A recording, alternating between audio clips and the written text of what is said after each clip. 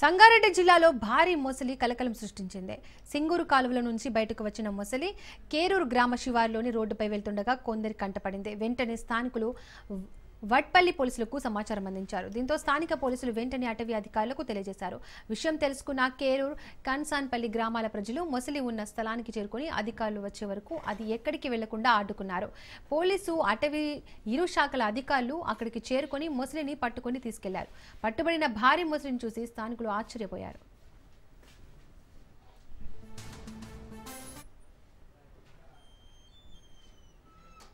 గ్రామ శివార్లోని వ్యవసాయ క్షేత్రాల వైపు భారీ మొసలి సంచరిస్తుండటంతో గ్రామస్తులు భయాందోళనకు గురయ్యారు. వెంటనే అటవీ శాఖ అధికారులకు సమాచారం ఇవ్వడంతో ఘటనాస్థలానికి చేరుకున్న అటవీ శాఖ అధికారులు మొసలిని బంధించేందుకు చెమటోడ్చారు. సుమారు గంట పాటు మొసలిని బంధించేందుకు యత్నించిన అధికారులు గంట సమయం వరకు శ్రమించి చివరకు తాళ్లతో భారీ మొసలిని బంధించారు. అనంతరం మంజిరా డ్యాంలోని మొసళ్ల సంరక్షణ కేంద్రానికి సురక్షితంగా తరలించారు. భారీ మొసలిని బంధించి తరలించడంతో గ్రామస్తులు రైతులు ఊపిరి పీల్చుకున్నారు.